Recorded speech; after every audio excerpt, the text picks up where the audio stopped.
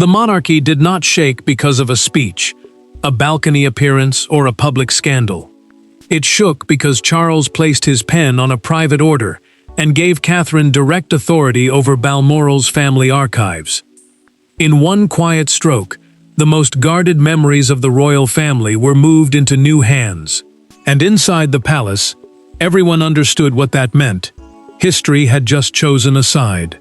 Before we go deeper into what this really means for the royal family, make sure to subscribe so you don't miss a single update. Charles knew the room had changed before anyone said a word. The private order, assigned instruction from the monarch, meant for palace use, not public display, lay before him with Catherine's name written into the future of Balmoral. Balmoral's family archives, meaning the private letters, journals, personal records, and sealed memories kept at the Scottish royal estate, were no longer sitting under ordinary control. They were being placed under her authority. The king paused with the pen in his hand, and that pause told the senior aide everything. This was not paperwork. This was a judgment. Catherine received the news in silence. She did not smile. She did not reach for the moment as if it were a prize.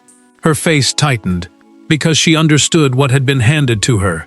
Not status, not glamour, but the hidden weight of the late Queen's private world.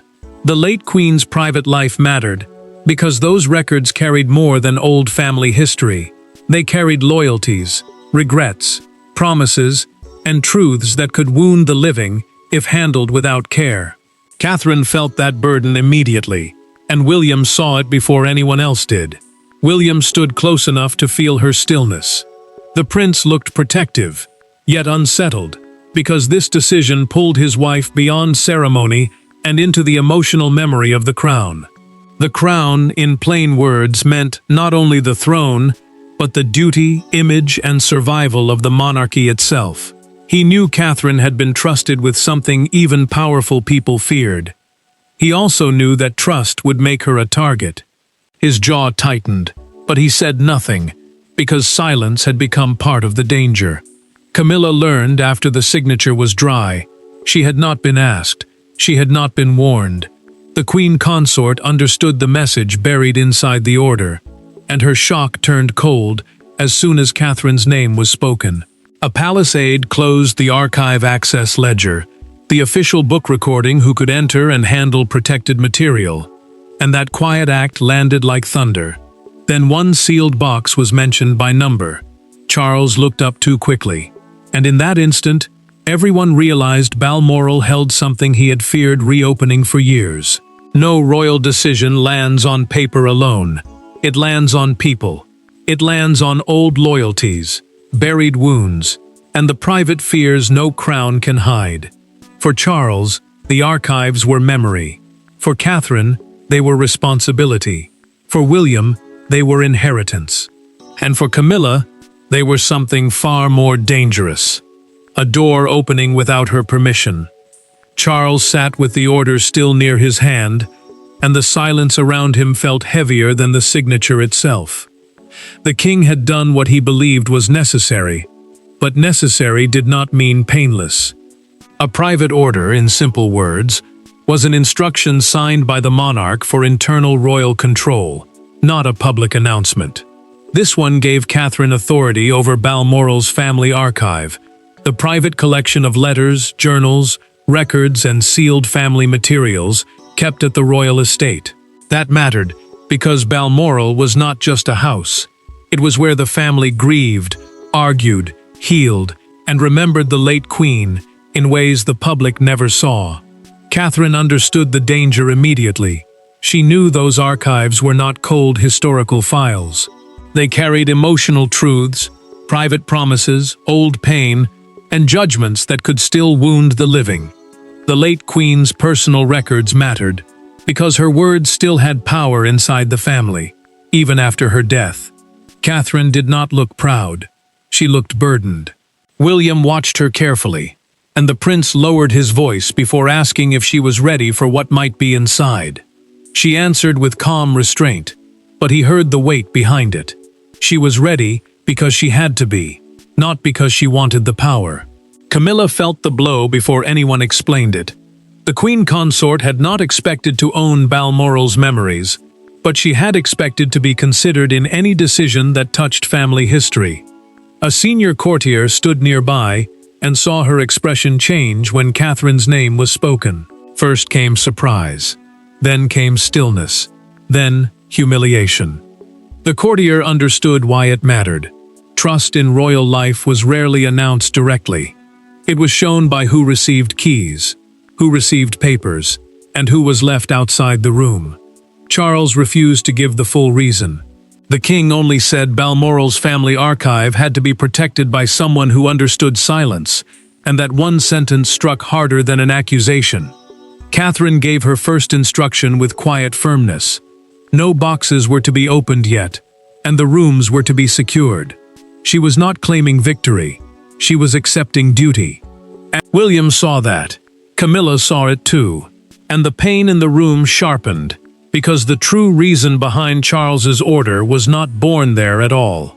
It began with one private incident at Balmoral that the family never forgot. Every royal rupture has a moment people later point to and whisper, "That was when everything changed." At Balmoral, it happened during a private memorial dinner for the late Queen, when a sealed family letter was brought out too early, placed before the wrong person, and nearly turned remembrance into confrontation. That night became the hidden trigger behind Charles's order. Catherine noticed the envelope before the room understood the danger.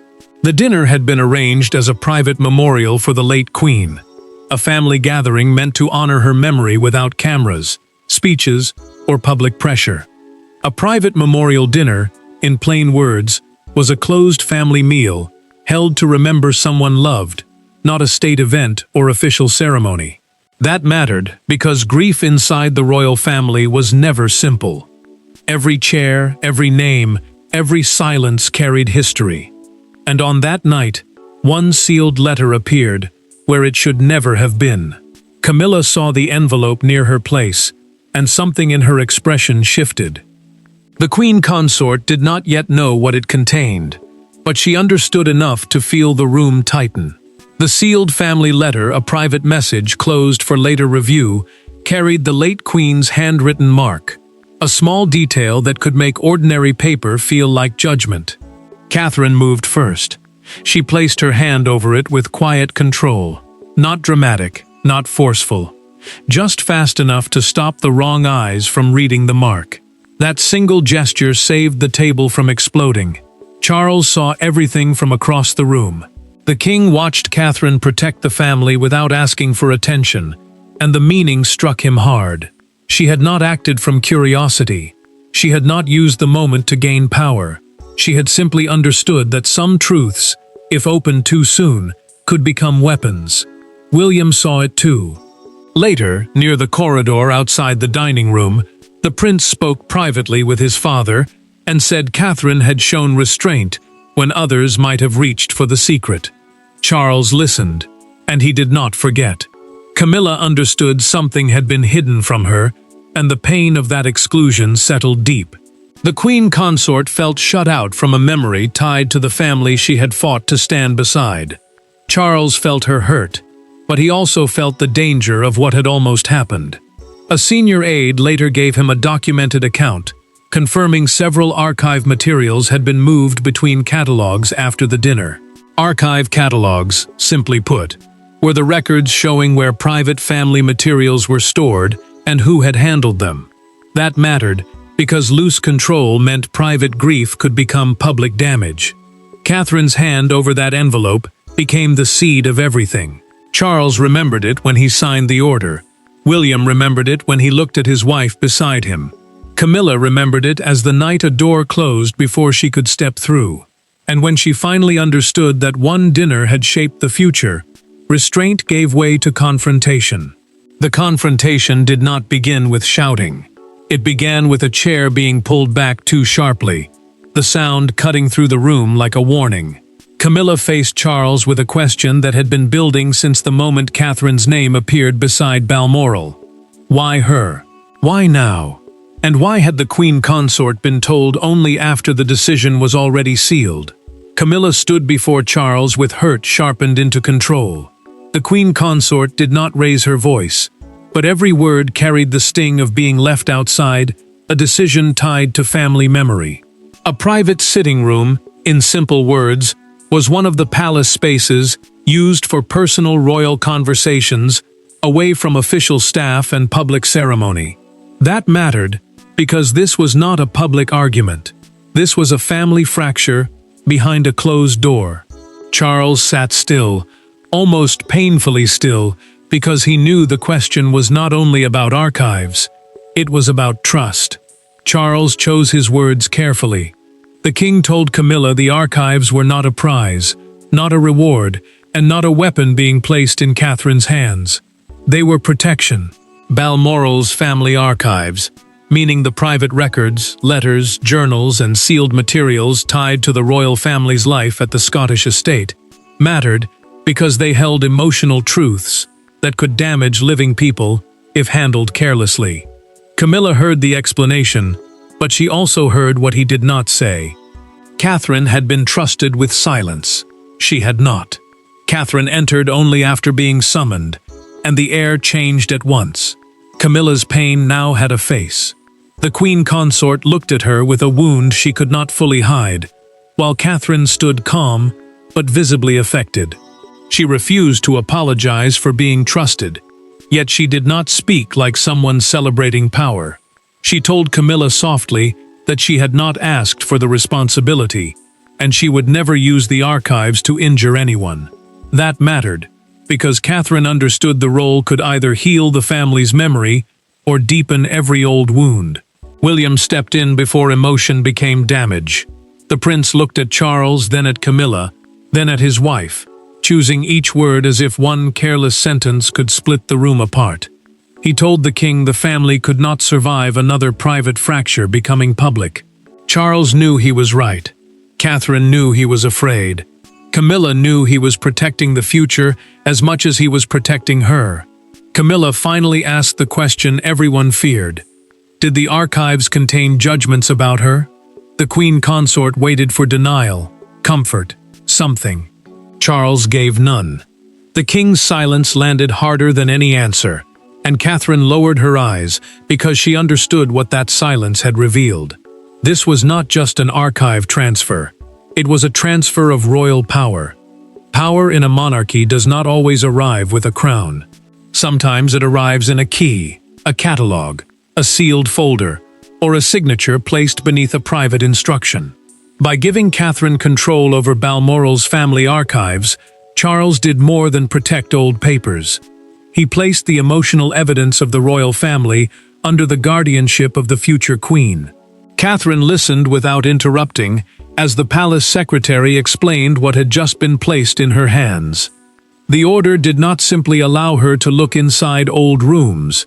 It gave her authority to review, preserve, restrict, and organize sensitive family materials under Charles's private instruction. An access chain, in simple words, was the list of people allowed to handle protected royal records and the steps they had to follow before touching them. That mattered, because one wrong name on that chain could turn private grief into public scandal. Catherine understood that immediately. Charles had made the decision with a painful kind of clarity. The king knew Catherine stood between two worlds, close enough to William's future reign to understand what must be protected, but steady enough to respect the late queen's values without turning memory into power. The future reign meant the coming period when William would one day lead the monarchy, and every choice around him now shaped how that future would begin. Charles trusted Catherine because she did not reach for secrets. She held them back when others might have opened them. Catherine touched the first locked cabinet, then pulled her hand away. That small movement said everything. These were not objects. These were lives preserved in silence. William watched her reaction and felt the full force of what his father had done. The prince understood that courtiers would now measure their words around his wife. Family members would wonder what she might see, and advisors would treat her silence as authority. Catherine had not asked for this power, but power had found her anyway. Camilla felt the shift even without standing in the room. The queen consort's influence had not been attacked openly, yet it had been weakened in the most private way possible. She could no longer shape what Catherine saw, preserved or protected inside Balmoral's private record. That mattered, because royal influence often lived behind closed doors, not in speeches. It lived in who had access, who was consulted, and who could quietly guide the story before anyone else knew it existed. Charles's hidden concerns surfaced through one sealed section, marked for sovereign instruction.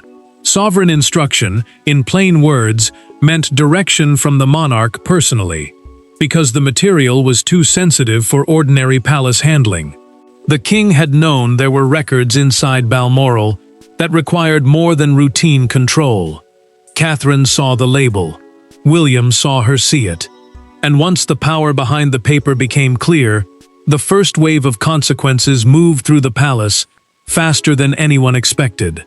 The fallout began not with a headline, but with a locked door. At Balmoral, a long-serving member of staff arrived at the archive corridor and found the access procedure changed. A new instruction was posted. A new name appeared on the clearance list. And in the quiet machinery of monarchy, that was enough to tell everyone the old arrangement was over. Catherine's name now stood where older habits had once ruled. Balmoral staff were told that archive access required her approval, and the unease moved quickly through the people who understood what that meant. Archive access, in simple words, meant permission to enter protected storage areas and handle private royal records. That mattered because for years, quiet requests and familiar relationships had shaped who saw what. Now the informal channels were closing. Catherine had not raised her voice, but her authority had already changed the air. Camilla received the news through a senior aide, and the queen consort did not react at first. He told her that any request from her office would now have to pass through the revised system. A revised system meant the new rules for who could ask, who could approve, and who could touch sensitive material. That mattered, because it placed Catherine between Camilla and the private memories of Balmoral. The queen consort removed her reading glasses, set them down, and asked him to repeat the instruction. When he did, she stayed silent for several seconds before dismissing him. Her control was sharp. Her humiliation was sharper. Catherine signed the updated security ledger without celebration. The security ledger, plainly, was the official record showing who had permission to enter protected royal spaces and under what conditions. She signed only the procedural acknowledgement, refusing to treat the change like victory. That mattered because the family was already bruised, and triumph would have looked cruel. William saw her restraint, but the prince also saw the danger. He warned her that some would call her silent strategy. Catherine answered quietly that silence was sometimes the only way to keep the family from bleeding in public. Charles heard that Camilla was upset and did not reverse the order. The king's refusal made the truth impossible to soften. This was not symbolic. This was final. He knew the decision had wounded her, but he also knew Balmoral's archive could no longer live under old assumptions. The monarchy could survive disappointment. It could not survive private records moving through hands that no one could fully track. An assistant then discovered the detail that changed everything again. One previously requested archive box had been frozen from movement until Catherine personally reviewed the access history. Access history meant the record of who had asked for, handled, or moved a protected item. That mattered because a frozen box was never routine. It meant concern. It meant someone wanted to know where it had been. And as Catherine read the note, William understood the crisis had moved beyond hurt feelings. The real shift would come when she and Charles were left alone, with no aides, no protocol, and no one left to perform for. For the first time since the order was signed, there were no courtiers between them, no secretaries, no carefully placed witnesses. Just Charles, Catherine, and the weight of a family history neither of them could fully escape. In that private moment, the king did not speak like a monarch guarding records. He spoke like a father, afraid of what memory can do. Charles looked at Catherine with a tired honesty he had not shown in the larger rooms. The king knew the order had changed her position forever, but he also knew she needed to understand the wound beneath it. Balmoral's family archives, in simple words, were the private letters, journals, records, and sealed materials kept at the royal estate. They mattered because they held the family's real voice, not the careful version shown to the world. Catherine listened closely, and the silence between them carried more truth than any briefing could. Charles told her the archives contained love, regret, loyalty, and mistakes. He did not speak like a man protecting paper. He spoke like someone protecting people from the cruel use of memory. That mattered, because old words could become new weapons if placed in the wrong hands. Catherine understood then that he was not asking her to hide history. He was asking her to protect the living from being destroyed by pain that belonged to another time. Catherine felt the burden settle deeper. She had accepted authority, but now she understood the mercy required to carry it. Charles admitted he chose her because she knew how to hold pain without turning it into spectacle. The line struck her so hard that she could not answer at once. The king watched her struggle with it, and for a moment the decision no longer felt like strategy. It felt like trust, offered by someone who had run out of safer choices. Catherine finally promised she would protect the archives with fairness, not fear. She told Charles she would not allow memory to punish the living, and the king seemed to breathe differently after hearing it. Her promise mattered because the monarchy had survived many storms, but it had often failed when private wounds became public battles. Catherine was not being asked to erase truth. She was being asked to guard it until truth could serve dignity instead of damage. William found her afterward, and the prince knew from her face that something had shifted. Catherine told him the duty was heavier than she expected, and he took her hand without trying to soften the truth. He understood she was no longer simply receiving power. She was becoming the moral guardian of a family inheritance. By morning, the private order could no longer remain fully private, and the world outside the palace began turning it into a national drama. The story broke with a single image that said more than any palace statement could. Outside Buckingham Palace, a newspaper stand displayed a front page showing Catherine beside Balmoral, with the headline, "Catherine given the Queen's private archive trust." By sunrise, crowds had gathered near the gates, not cheering, not protesting, but watching, as if history had stepped into public view. Catherine saw the front page during breakfast, and her face changed before anyone spoke. The private duty Charles had placed in her hands had become public theater overnight. Buckingham Palace, in simple words, was the main working center of the monarchy, where official royal decisions often became national symbols. That mattered because once the story reached those gates, it was no longer only a family matter. It became a question about trust, succession, memory, and the future shape of royal power. William reacted before the coverage could spread through the household.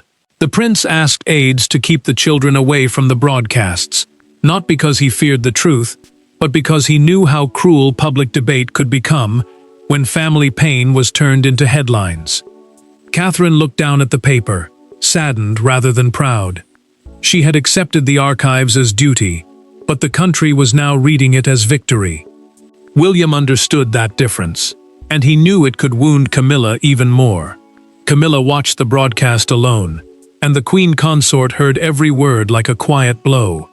One broadcaster called the decision the clearest sign yet that Catherine is being prepared not just for queenship, but for guardianship.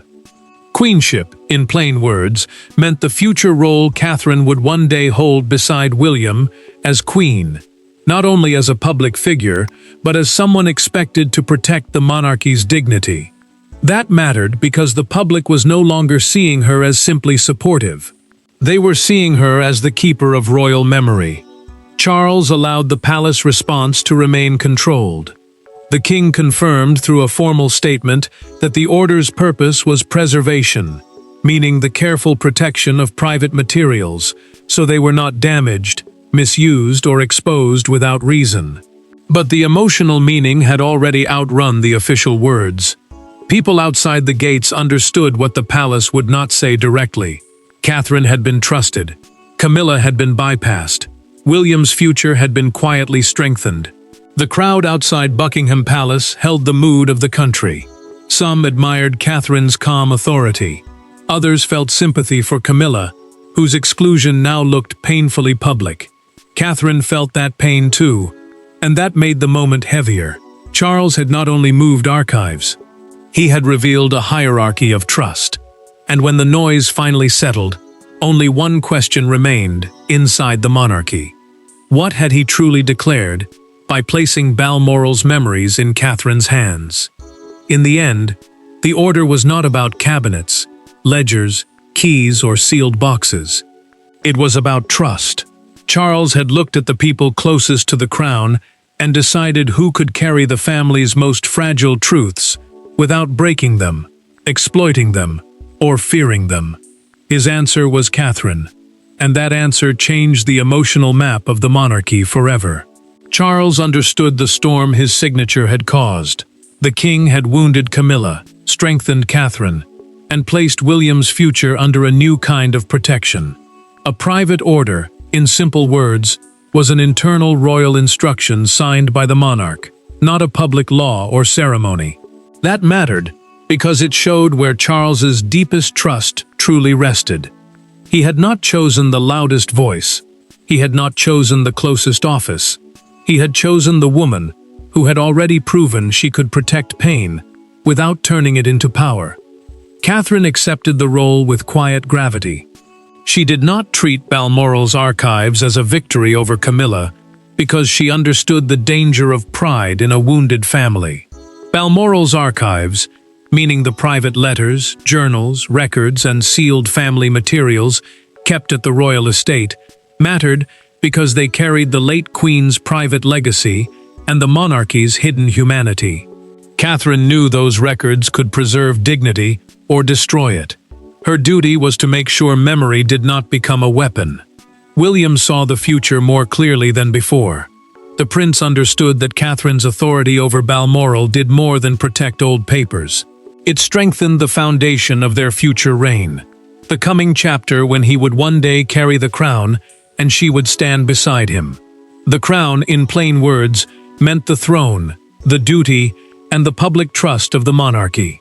That mattered because their future would not be built only on appearances. It would be built on judgment, restraint, and the courage to guard what others might expose. Camilla's pain remained real. The queen consort had been left outside a sacred part of family memory, and that truth could not be softened. But the final meaning was also clear. Standing near the throne did not automatically open every locked door.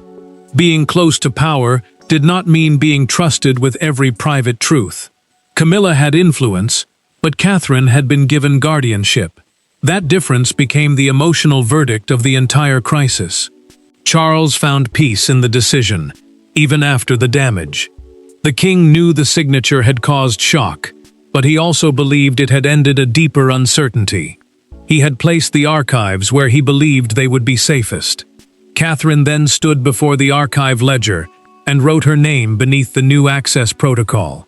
The archive ledger, simply put, was the official record showing who could enter and handle protected materials.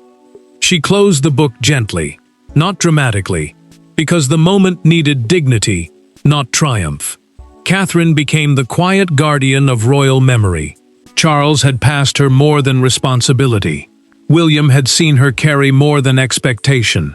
Camilla had learned that trust could be more powerful than position, and the monarchy understood the truth at last. Balmoral's archives had not merely passed into Catherine's care. They had confirmed her as the emotional bridge between the late Queen's world and William's future crown. The door closed. The order stood. Catherine had not been given a privilege. She had been given the weight of history itself. Thanks for watching. Please don't forget to like and subscribe. and we will see you in next one.